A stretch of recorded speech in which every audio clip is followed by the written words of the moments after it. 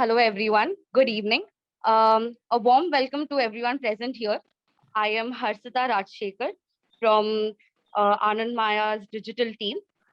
I take this prestigious opportunity doctor has actually given me, and I'm really glad to be a part of this webinar. This webinar will be covering all major and minor points about how migraine can be treated by natural healing solutions. Um, I give it over to Dr. Gurudatta, who will be the speaker of this particular webinar. If at all any queries, please feel free to put it over the chat box. We will try and address all of the queries here. Doctor, up to you. Thank you, Harshita. It's nice and good cold evening in Bangalore today. It's raining. Probably it's raining in Mumbai as well. Harshita is at Mumbai with our digital team. So we have been conducting these free webinars on every Saturday, either in the morning or in the evening, as a part of Anandamaya Wellness Center's efforts to educate people about different health issues and conditions and how we can address them through natural healing solutions to the extent possible. So this time we thought, why don't we take up the subject of migraine headache? So I'll be going through one after the other through my presentation. What is migraine? How do we understand this? And what are all the possible solutions for the same? And we will try to understand the causative factors of migraine, both in traditional perspective and also modern perspective, and a couple of successful stories where we have treated in Anandamaya about how they can overcome migraine headache. Let me start my presentation to start with.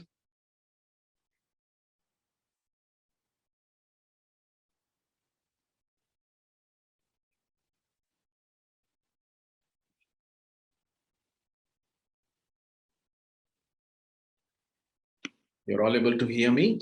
Able to see my screen? You're all able to see my screen?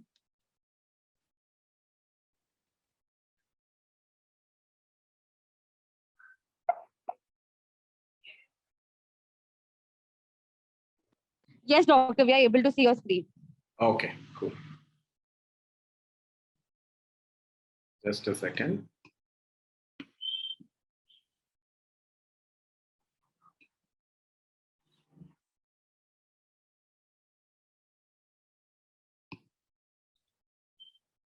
Yes. Migraine headache. Many of us probably have suffered with this kind of headache once or the other in our lifetimes. Do you know that the most debilitating or most prominent or common headaches we face these days today is migraine headache? Why do I say that? It is estimated that according to WHO, nearly about 15% of human population suffer from migraine headache. Unfortunately, most of them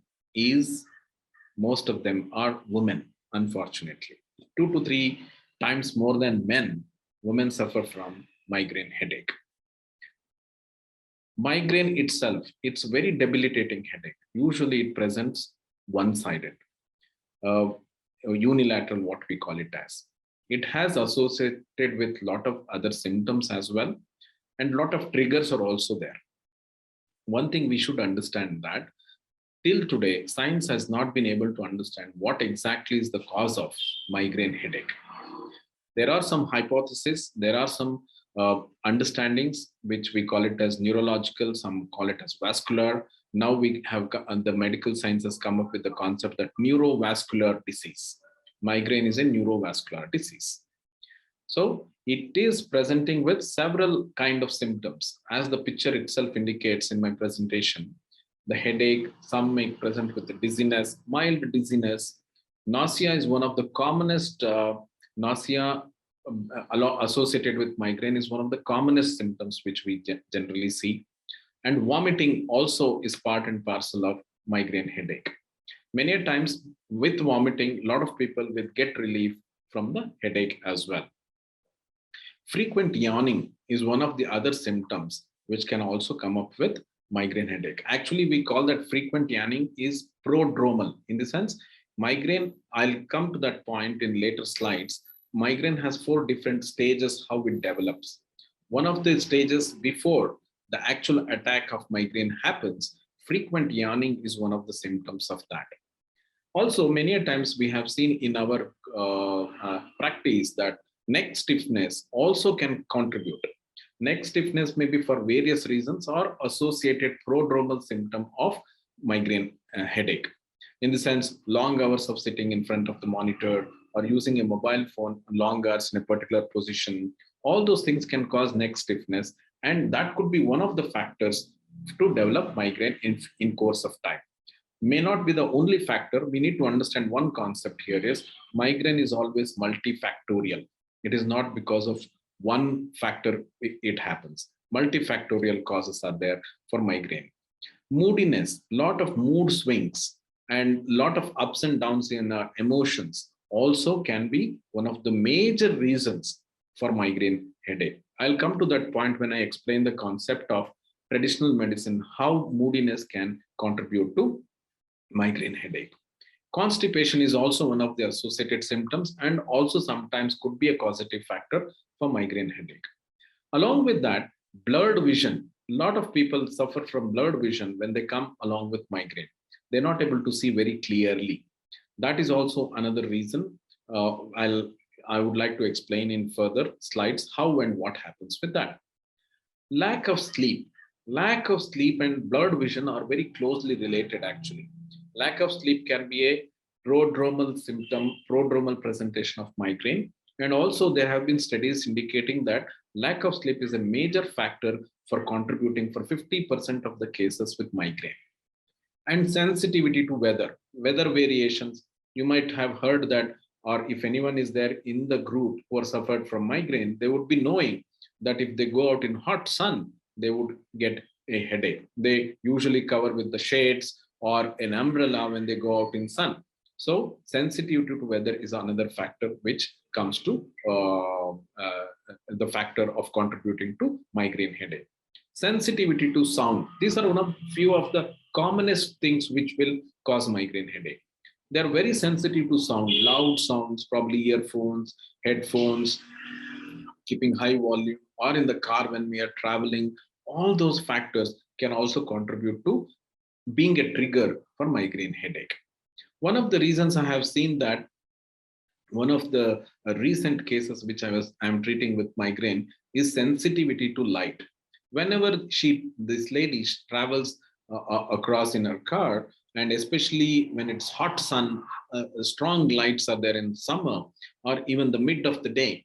And also if the headlights of the other side of the car, other side of the co-traveler on the street puts on the headlights, she immediately within a few minutes, she suffers from the migraine headache.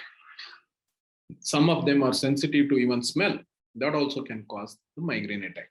The symptoms what I'm mentioning can also be a trigger many a times. Nausea and vomiting is an outcome of migraine headache. Dizziness, blurred vision, moodiness, all those factors are symptoms of migraine headache. But frequent yawning, lack of sleep, sensitivity to light, smell, sound, weather, and increased thirst can be a trigger for migraine headache.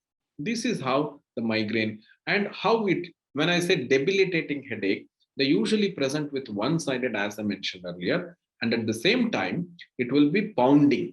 They will tell somebody is pounding on my head with a hammer kind. That is the kind of headache I have. And we call it as distending.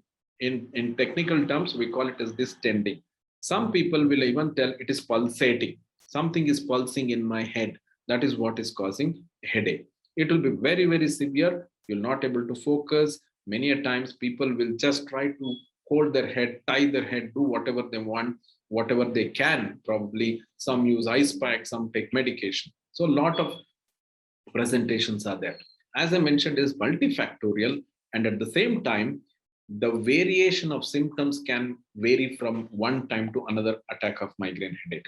Usually it presents sometimes once in a week, twice a week. Chronic sufferers probably every day. I have seen one patient few years back. He was having migraine attack 3 to 4 times a week.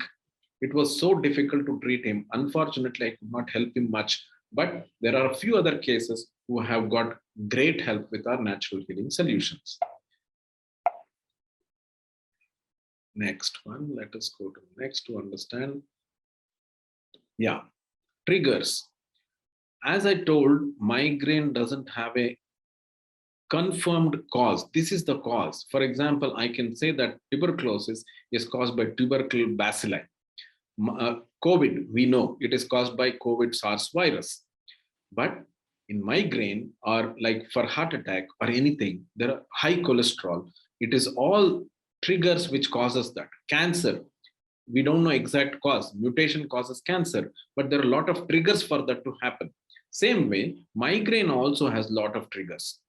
Alcohol, excessive alcohol, smell, as I've told, some of the foods, one of the major factors for migraine attack to be coming in. For example, excessive cheese and many a times canned foods.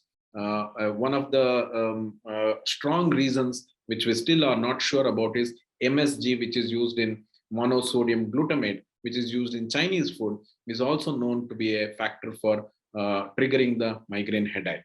And also refined foods and which are reheated and prepared for after a long time and reheating and eating it. All those factors are also major factor for foods to be a major factor to contribute to migraine headache. Some of the people also mentioned that when I eat chocolates or cocoa, which is along with sugar, that can also cause a trigger in for migraine headaches. Some of the medications as well do cause as a trigger. The next one, stress. I would say stress, lack of sleep, skipped meals are one of the major factors in most of the cases of migraine headache. I'll explain in further slides how it can cause those aspects. Sounds and lights I've already mentioned about. Weather is also a factor which can contribute as a trigger for migraine headache. And excessive caffeine in terms of coffee also can cause. I'm not saying all those who are drinking a lot of coffee will be a candidate for migraine headache, but that is one of the triggers. The last one I would like to talk about is hereditary predisposition. This is something in most of the chronic ailments, I would say. Not everybody who is having a hereditary or genetic factor will come up with migraine headache. For example, if my parents are having migraine headache, not necessarily I should get. There are higher chances when compared to another person whose parents don't suffer from migraine. Only thing is, if my lifestyle, if my triggers, if I don't follow a particular kind of a lifestyle or a regimen or a discipline, probably all the triggers what we are speaking, if it is an excessive condition, then excessive usage of those triggers, automatically I am a candidate for that predisposition to migraine headache. For example, I would say, I don't drink alcohol, I don't eat these things, but just imagine a situation, an individual who probably is not sleeping well, not skipping meals a lot of emotions. I mean, stresses and ups and downs and mood swings in terms of emotions. And he is probably taking medication for some other reason. And these days, another factor we need to understand is lights. We are mostly not exposed to sunlight much. We are all in artificial lights. I understand that weather can be a big factor for migraine trigger, but artificial lights are more so. Sun is one factor, but artificial lights are also causing a lot of issues to our sensory organ eye. The sight of a sensory organ eye can also be a factor for triggering the migraine headache. So let us not come to a blanket conclusion that hereditary predisposition is always a factor for migraine to trigger. These are all multifactorial, as I mentioned. And in terms of when we understand what are all the, I did mention about multifactorial predisposition is the triggers for migraine headache. So this is clearly mentioned in this slide. And what are all the stages of migraine headache is mentioned here. First stage, what we call it as premonitory stage. Premonitory means you don't have too many symptoms coming in yet, but they are all kind of triggers or first phase where you probably may end up with a migraine headache. How do they present with? You will have some kind of cravings for different kinds of foods. It can be sweet, it can be pungent, it can be even fried food, all those things. And it is out of the blue, you may get that. So then that is one of the factors we need to understand. And excessive yawning, I think in the first slide I did mention that excessive yawning could be one of the triggers or one of the presentations of migraine headache. Excessive fluid retention, for various reasons, maybe because of medication or we have some other organic changes in our body. Those things are also can be a factor which can be there during the premonitory stage of migraine headache.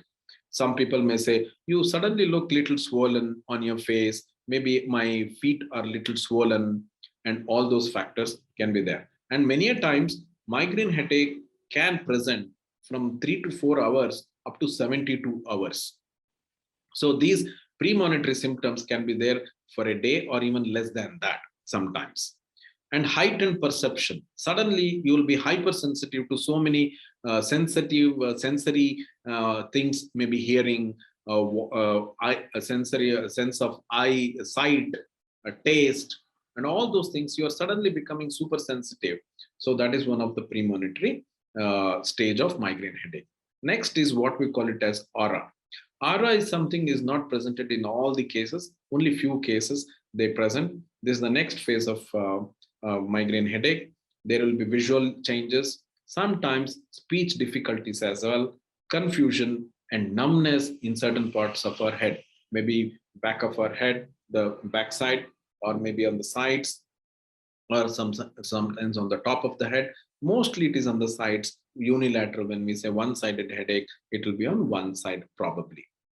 And actual migraine attack, what all things what we have? Lot of distending, pounding kind of headache, one-sided. Nausea and vomiting will also be there. It can last for 3 to 4 hours sometimes, or even 8 hours. And lot of sensory disturbances, means in the sense blurred vision will be there, not able to concentrate, not able to open your eyes to lights, not able to hear lot of sounds. So these are all the symptoms which will be there. And many a times I've experienced how it will be, and have seen cases how they suffer from this severe headache when they come, and a lot of disability. You can't even think what you have to do. That is the severity what migraine headache will come up with when it is in the peak of it. Then once that gets over, probably with medication or resting or any kind of your own treatments, what you take in terms of alternative medicine, whatsoever it may be, can lead to what we call as post-dromal, post-residual after the migraine, to present with little bit of hangover kind, little bit of not having anorexia. You will not have that much of ability or hunger to eat. You may have a lot of fatigue and diuresis, frequent urination. All these factors can come in the post-dromal effect. That indicates it is ending. The migraine attack is ending. This is how it presents. The mechanism of how this presents is something which we'll have to discuss properly in the next slide. What we call it as neurogenic inflammation is one of the hypothesized mechanism how migraine attack comes along. In a situation, for example, I mentioned about so many triggers. All these triggers, first of all, lack of sleep, not eating at the right time, skipping meals. There will be a lot of variation in our sugar, blood sugars, glucose, ups and downs, high and low, because of not eating at the right times and eating all kinds of refrigerated or not even refrigerated, canned foods and stored foods, and all those factors. I told about MSG, and all those factors will trigger what we call it as inflammation. Those hypersensitivity inflammatory mast cells are seen to be activated. Mast cells are something which are like macrophages, what we call it as. They are like soldiers in our body to prevent any kind of infection. When they get triggered, we exactly don't know how they get triggered. There is expected reasons or hypothesis that it neurogenic triggers, or it can be what all triggers what we spoke can trigger these mast cells. They will release a lot of pro-inflammatory molecules, which will cause the blood vessels in the brain to get dilated. Once it gets dilated, that leads to lot of headache. That is one of the hypotheses what is understood. So, for example, one of the reasons why it happens, how it happens, I would like to tell, is occipital region. That is the back of our head, which is having what we call it as hypothalamus, is one of the part of our brain, which has autonomic nervous system, sympathetic and parasympathetic. Whenever we are under stress, sympathetic comes into action. When we de-stress, parasympathetic comes into action. Excessive activation of sympathetic has been seen with a lot of variations in the emotions to increase the pro-inflammatory molecules leading to vasodilation. That is one of the reasons.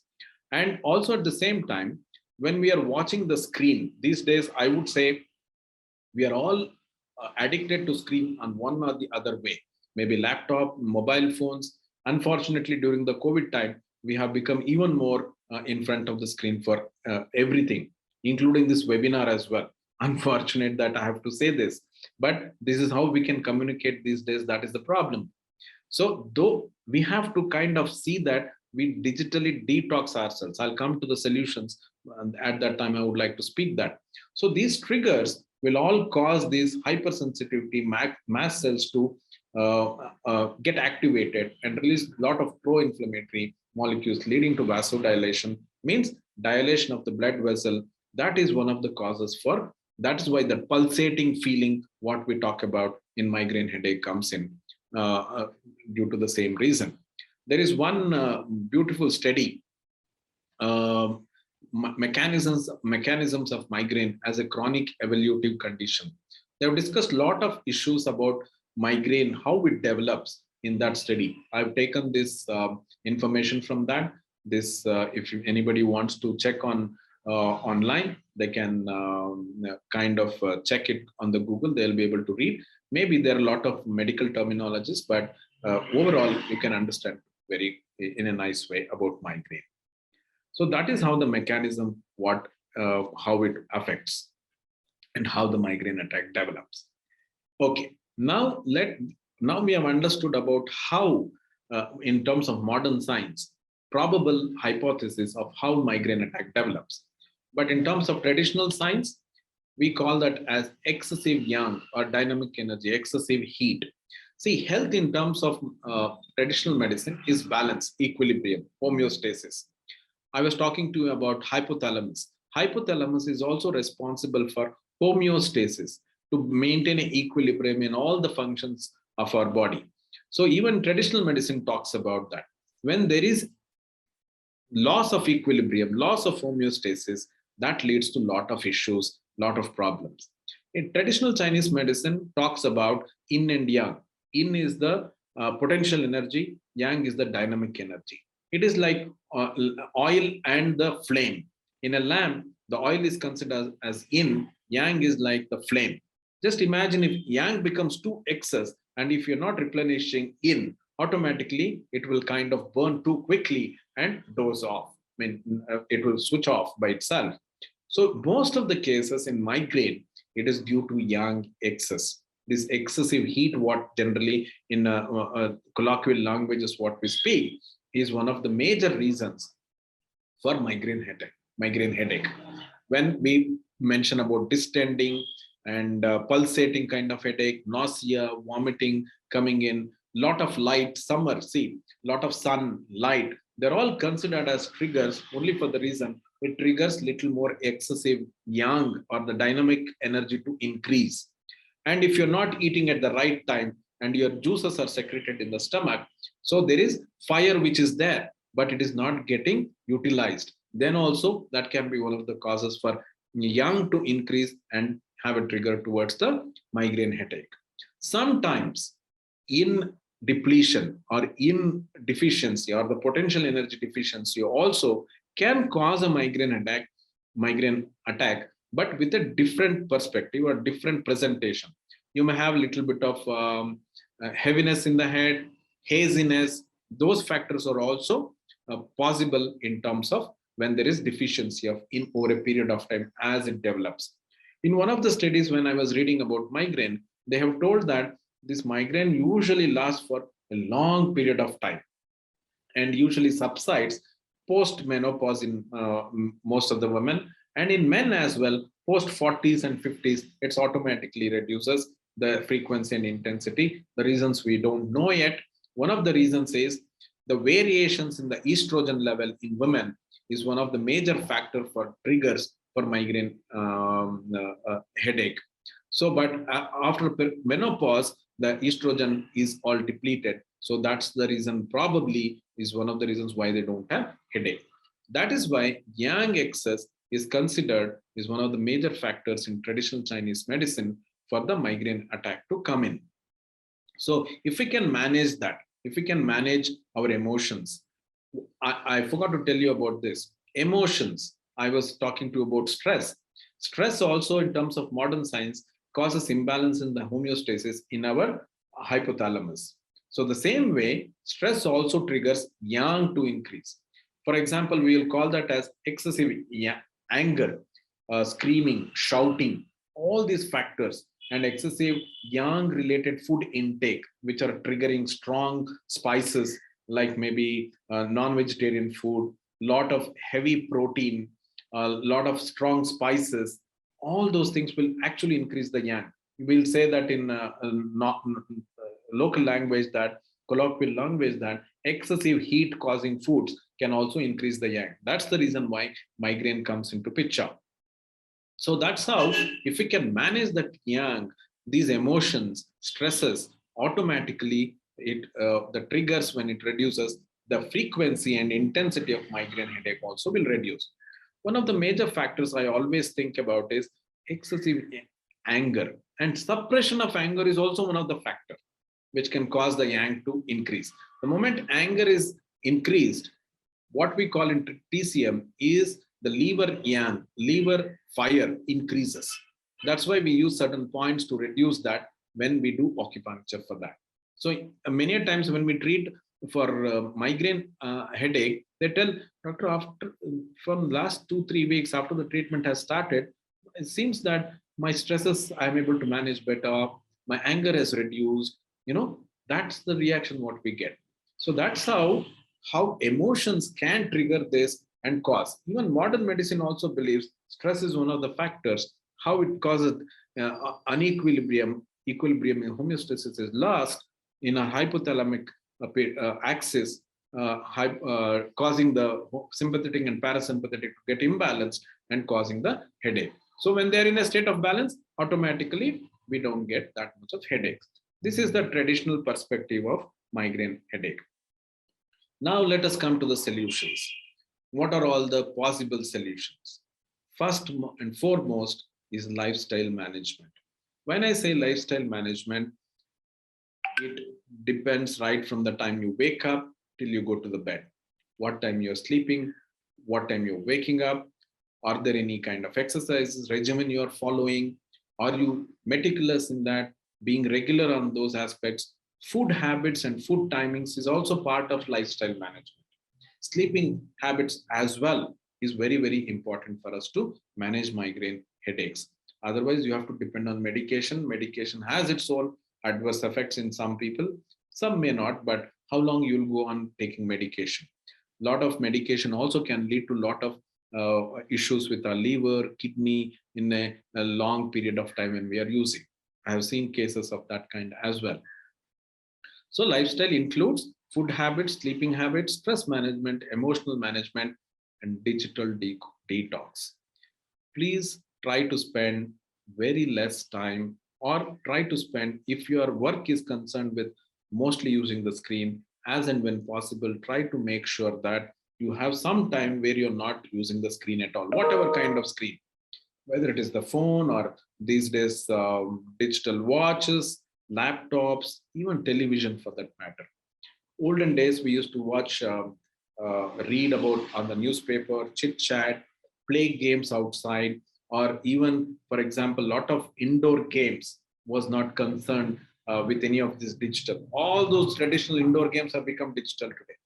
So what happens with digital? I've explained you how it happens. So make some time when you're suffering from migraine that you're not using any screen. And another important aspect with the screen is that lot of light with the small screens can trigger our occipital region, cause imbalance in our hypothalamic axis. So that is one of the factors, along with the stress, which will actually make you in a state of being in rush all the time. See, those days were there when you write a letter and wait for the reply for 15 days. Nowadays, I write a message on WhatsApp and I get to see the other person has blue ticked it, but is not responding. I become anxious. What has happened? Why is he not responding? What did I do something wrong, or why, or get angry about it? So we are in a stage of emotional rush, and all the aspects what we do is in a rush. There is no state of relaxed of doing things. I'm not saying you have to be laid back, but at the same time, you should be in a state of homeostasis. That is what is required in digital. Digital detox also contributes to the rush. That's why I'm stressing so much on that. Emotional management, that is also equally important. If required, contact your counselors, talk to them. It's not a taboo, it's not something, a stigma to talk to a counselor and share your thoughts. Many times we may not be able to share our thoughts with our family members. Sometimes friends we may not have and speak to them. It's okay to speak to a counselor and share your, that will bring a lot of burden down from your emotional factor. That itself is a major factor not to get into migraine headache attacks. Stress management is equally important. So how do we manage stress? It can be through your habits of hobbies of gardening, or it can be through writing or singing, music, or it can be reading books and talking about your stressful factors with your family members many a times and letting go of those things, forgive and forget policies. Those are the things, and not to get angry. And one of the major factors is anger management along with stress management. How can we achieve that? Yoga, acupuncture, massage therapy, mud therapy, they're all the factors which can help us to manage stresses. At the same time, we need to become more matured as well to manage our stresses and not react for every small thing in our day-to-day life, whatever in terms of emotions or the physical requirements. Sleeping habits. Please stick on to the nature cycle. The latest article which I was reading about migraine headache was mentioning that abnormal timings of sleep can trigger these pro-inflammatory or mast cells to get activated, imbalance in our hypothalamus, leading to vasodilation and causing the migraine headache. Sleeping at 1 o'clock, 2 o'clock, waking up at 7 or 8 o'clock, 9 o'clock, they're all the factors which can cause more of inflammation, low grade inflammation, which is not detectable by any of the blood tests. That's the reason how we can manage with naturally the migraine. These are the factors which we can work upon. Some of the points to take home for you, how migraine attack can be managed, is these are some of the acupressure points. The first one, what you can see is GB20, just behind your here, the ear at the base of your skull, on the behind, just above the neck. These are the 2 points. Many a times, if you press and see, there is a depression there, which will cause a lot of pain in many people, whether you have a headache or not, probably because of our posture and lack of exercise. But it will be more tender and painful in people who are having migraine headache. So you can just use your fingertips to press those points every day for a minute or two, morning and evening, to help you relieve that. So that is one of the factors where we use the points as well in acupuncture. These points are generic points, what I'm talking about, but it can vary from person to person. In traditional medicine, we try to understand the imbalances of energies with a detailed consultation. Then we select the points. These are some points which can be used generically. That's why I'm sharing with you. The second one is lever 2 and lever 3. This is in between the first and second big toes of your foot. Just as you can see, at the junction of the two, the web is lever 2, and slightly above that, about 1.5 to 2 fingers apart, above that is lever 3. These are the 2 points which is also used to reduce the yang, which I was talking about, which is a major factor for causing migraine headache. And intang. Intang is just in center of our eyebrows. We can use that point as well to activate, and you can just press for a couple of minutes and work on that to rotate on the anti-clockwise direction to reduce the stress. This point we use a lot in stress management because stress is one of the factors for migraine. We can use that point as well.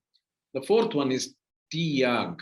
T-yang is an extra point which is there in the temples. Most of the people will tell that in migraine attack, headache, they have the pain in our temples.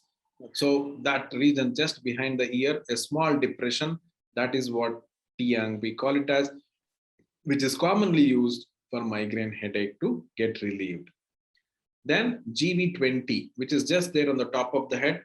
We have to measure about from your hairline 3 plus 2, 3 plus 3, 6 plus 2, 8 fingers from the center, from your intang, just you go above, and you can see that just above that, the point which is there, you can feel a small depression there. That is one of the points what we use for migraine headache as well. When we do needle, we have different directions and how much deep we go. We are not going to touch on your brain or anything. It's only in the scalp. It's quite safe. Nothing to worry when we use acupuncture points. But you can do pressure points. And many a times, not knowingly or unknowingly, when you have a headache, we probably press many of these points. May not be the lever 2, 3, this intang, this T-yang, this GV20, many times without knowledge, we try to press and see if it helps. So that is how the acupressure also can help in terms of managing the migraine headache. But you'll also have to consult your acupuncturist or a holistic practitioner to be more specific how to go about it. These are some of the tips. These are not something which I prescribe to each and every person. We need to see each case and then be more specific. But you can certainly use acupressure on these points without any harm. Don't do too much of pressure, because most of the people with migraine headache, they're also very perfectionists, disciplined people, and they're also very intense in their emotions and approach. So they need to calm down, be easy. In that intensity, if you press too hard, it can cause small injuries as well in the local points. That's the reason I'm saying you need to be careful about it. The last point is Li4. We call it as Hegu. That is there exactly on the center of the index finger, and between the thumb and the index finger in the center on the top of the palm in this region. If you press that point also, which is used a lot, because this is used to release the heat, is generally is the concept why we use this point to reduce the migraine headache. These are the few points which you can take home to address it. So what is the speciality about Anandamaya Wellness? Now I have explained to you about the concept, why acupuncture, how it helps, what is the importance, what is the background of modern medicine in terms of migraine causes, triggers, and traditional perspective of how it kind of increases the yang and causing the headache. Now the specificity or the highlights of our Anandamaya in managing migraine is, we have what I call it as personalized acupuncture therapy based on traditional Chinese medicine. We assess the person through holistic consultation and try to understand the imbalances, and specific to them, we use the different points, acupuncture points. We use one of the best needles in the world. We import it from Japan. They are all painless. Most of them, when I say acupuncture, they will feel, oh, needles, it is so much painful. How can I take? Be rest assured that we have treated from a kid of 2-year-old to 93-year-old gentleman without causing any pain, bleeding, or anything, no infections, because we take all aseptic precautions And at the same time, those needles are highly high quality. We pay a very high cost for that so that it doesn't cause any adverse effect to you. It's almost painless. Most of the time, when we put the needles and allow them to lie down for half an hour, they doze off. Many times they will be snoring as well, and we have to go and wake them up. Our specialty is holistic lifestyle consultation. We take nearly 45 minutes to 1 hour. Sometimes I have taken even 2 hours to have the consultation done to address all the aspects why the headache is coming to them, how and every detail of them we take to understand the imbalances. Yoga is something which we are also advocate for migraine, but it is all individualized. Each person, each individual is different and unique. We design the yoga program for them, including what kind of pranayamas, mantras, relaxation techniques, different asanas, the way you do asanas, how do we integrate body, breath, and mind. All these factors are addressed as a holistic approach and a complete comprehensive approach through yoga therapy, and individualized only for the reason that when we do in a group, there are a lot of issues. We may not be able to follow, we'll imitate others, and a lot of injury chances are there with in a group session. So we advise that you start off with a individualized and personalized session, and once you're thorough and know the basics, then you can go to any group just to follow up the discipline and maintain the discipline. And we also work on the emotions. We keep all our consultations very confidential. We don't share with anybody.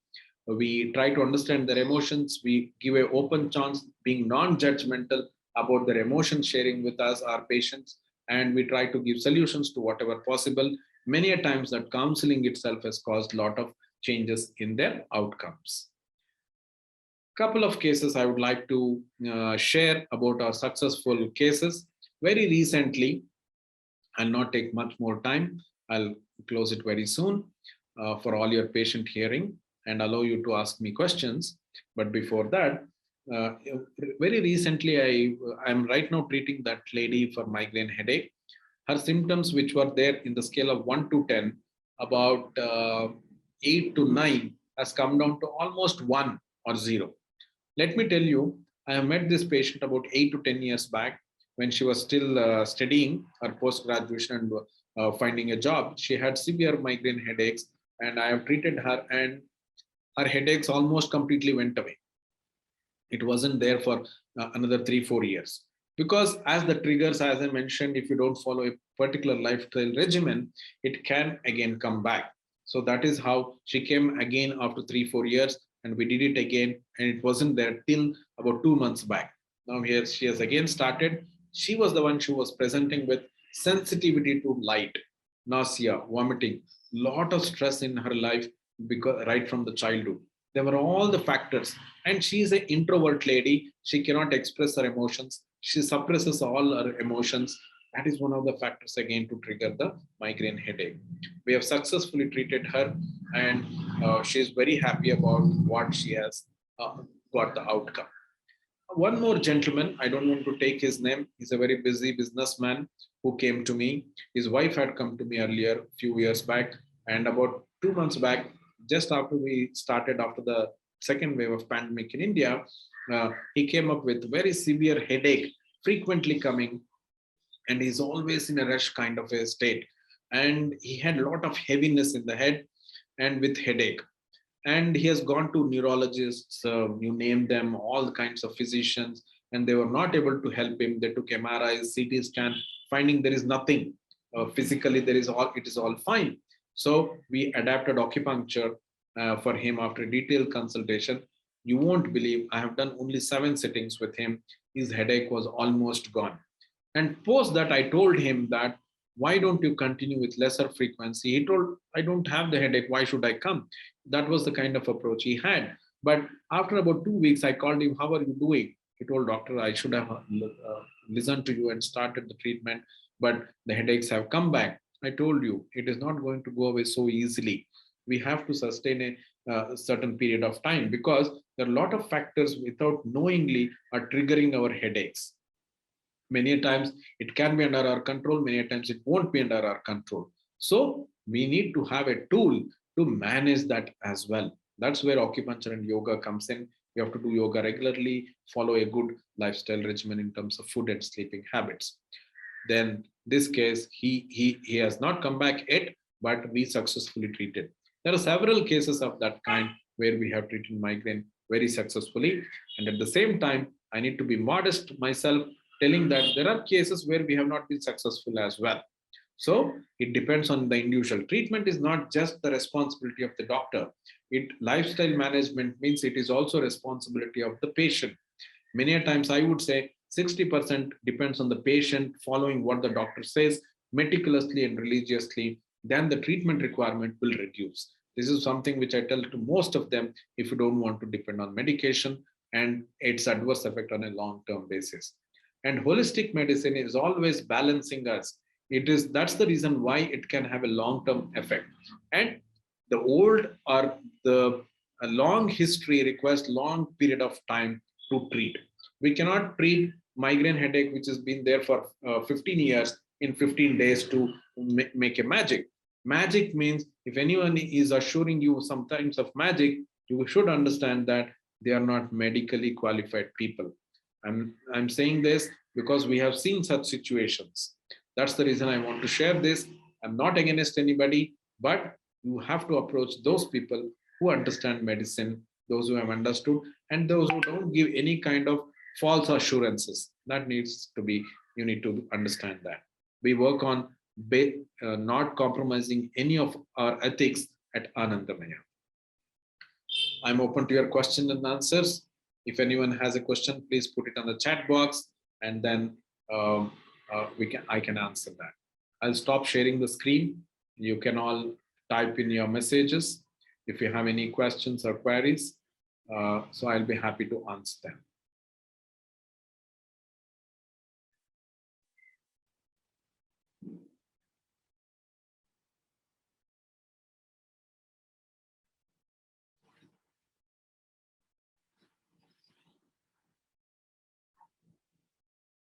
Yeah.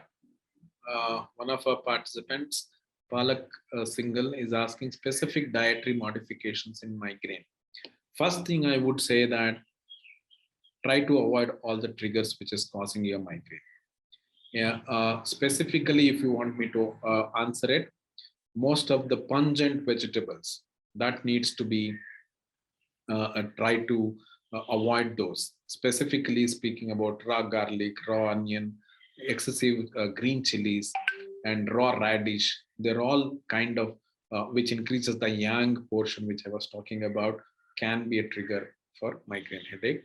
Try to be cooked onions, cooked garlic, cooked radishes are fine because they are softened. The intensity is less, so that may be fine to have it, but not very frequently though. That can be one of the specific things which we can. Triggers has to be avoided. MSG has to be avoided. If you are a candidate which is triggering your headache, definitely you have to avoid such foods.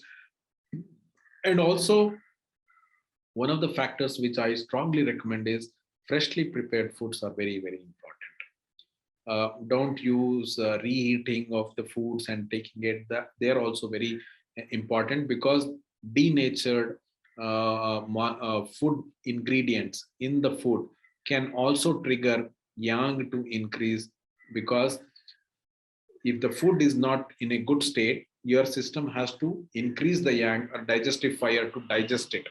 So then it becomes very difficult for us to digest. That's another reason why yang will increase and cause the migraine headache. So those are the specifics in terms of dietary modification. One important factor is make sure you eat at more or less the same time of the day. Breakfast before 9 a.m., lunch before 2 p.m., and dinner before 7:30, 8 p.m. That is very important to be followed. Ultimately, we are all doing a livelihood, earning everything only for right kind of food, right? And also happy life. If you are doing that, if you're not doing that and doing rest of the things, how will it help?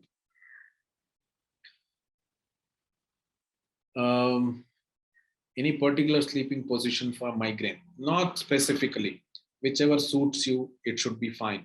For some, it is on the right side. For some, it is on the left side. Apeksha is asking that question.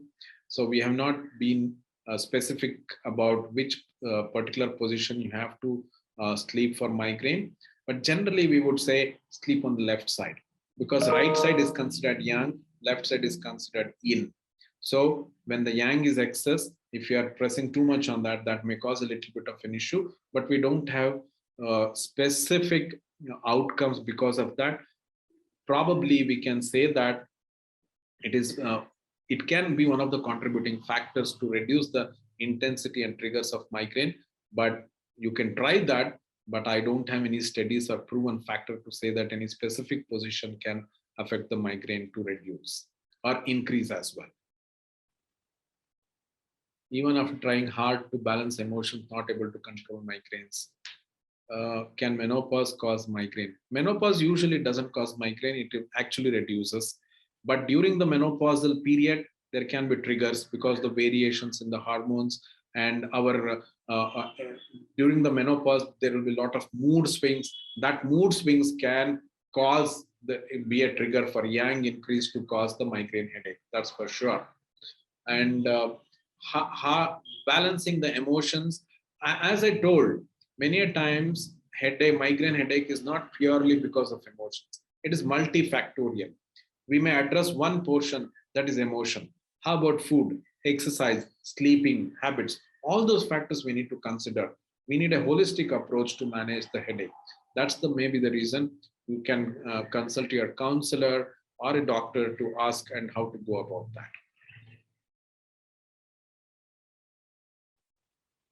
Anyone else having any questions? I'm open to it. I hope this was not too long and taking too much of time. If it has helped to it, it will be great. And you can share this information and about ourselves, about our services. And we assure you that we do all the possible ethical approach and help patients to overcome the migraine headache.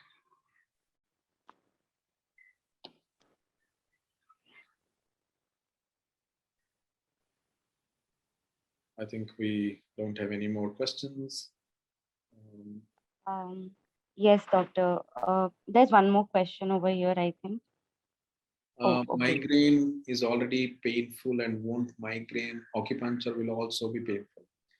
Riddhi, I don't think so. As I told, if you go to a right acupuncturist who has a good experience and medical knowledge and identify the right points and use a very good quality needles, and if their skill is very good, you almost have no pain at all in the needle insertion.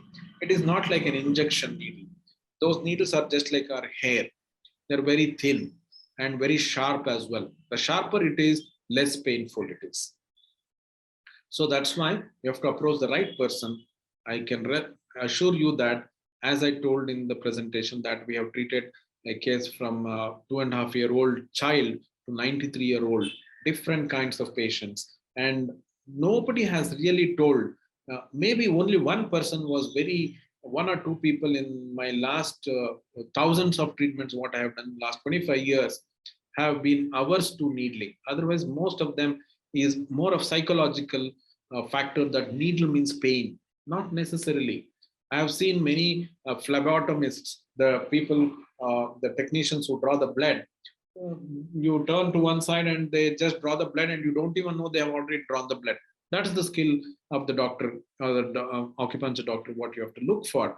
If that is the case, you will not feel any pain at all. You can be rest assured about that. I hope I've answered your question. And for how long is it really effective? We need to do a series of treatments. It is not just one session of acupuncture which can relieve your headache or anything like that. It depends on your history and what are all the causative factors, how you are maintaining how you are maintaining your lifestyle also is a factor. So for some time, we may need about 8 to 10 sittings. For some, it has go up to 20, 25 sittings. So it depends on each individual how long. And once you're relieved and you're taking care of lifestyle, automatically, for many years, you may not have. One of the cases which I have successfully treated, I was mentioning, she was not having headache for almost 4 years, 5 years. And again, a lot of factors in our life came in, a lot of causing stresses and emotions, which actually triggered a headache, and we have to treat her again. So we'll let us try to maintain as much as possible is the answer. And many factors may not be under our control as well. That's where the problem comes in. That's why you need treatments. Can Abhijit is asking, can any medicine cure migraine? Till date, there has been no documented medicine. When you see medicine, I understand it is treatments or pills. If it is pills, there are medication for that. It is only suppressing the symptoms or managing the symptoms. The root cause, because we have not understood very clearly yet, that's the reason we don't have a definitive kind of pills for migraine headache. But at the same time, you need to be very careful that traditional medicine also deals with the same concept of balance. That balance can take a lot of time. That's why we can assure to a large extent that we can manage migraine. But curing is possible when addressed properly at the right time and as advised by the doctor, then probably cure is possible. But we have not seen that you've taken the treatment and you've never got the migraine. I won't assure that. There are no studies.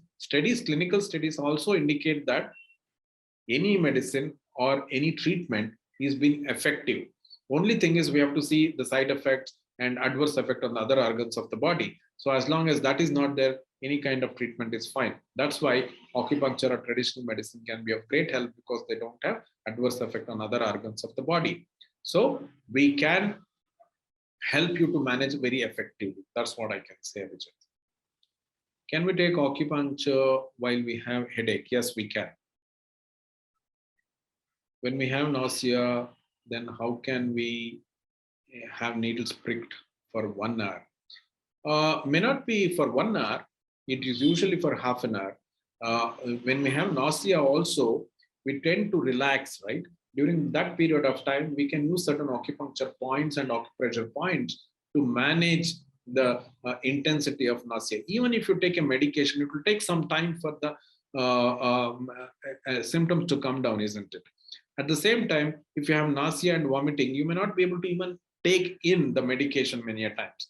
So these medicines, these treatments of acupuncture or acupressure can help you. And it will not just that some of the points which we use in acupuncture is not just for that symptom. It can work on the whole system, on your emotions, on your stresses as well. So it has multiple effects with one point. I hope to have answered that question.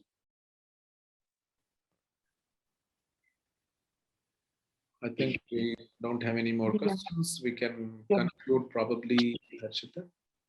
Yes, doctor. Um, if anyone has any queries or any problems you want us to address to, please feel free to contact us. You can check out our website. It's anandmayawellness.com.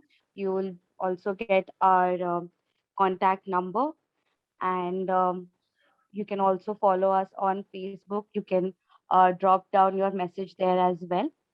Um, I would also like to thank each and everyone present here to give their valuable time for this webinar.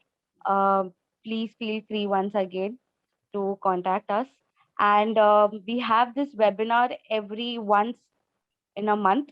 Please feel free to give your suggestions as to what should be the next topic for the webinar you would want to address to or you would wish to attend to. We will definitely take your suggestions and plan for something on the similar lines. Also, I would like to thank Dr. Gurudatta to share all of his insights regarding migraine and how natural healing solutions, helps a person to heal themselves holistically. So I would really thank you, doctor, and I am sure everyone is taking a piece of great information from this webinar. Thank you, everyone, once again to join this webinar. Thank you, everyone. Thanks, everyone, for your valuable time on a Saturday evenings for sparing this. Please spread this message, how we can help and our services about what all we services we do. We look forward for next webinar. We'll be posting up on the Facebook and Instagram about our next topic on the webinar. Thank you. Good evening. Good weekend.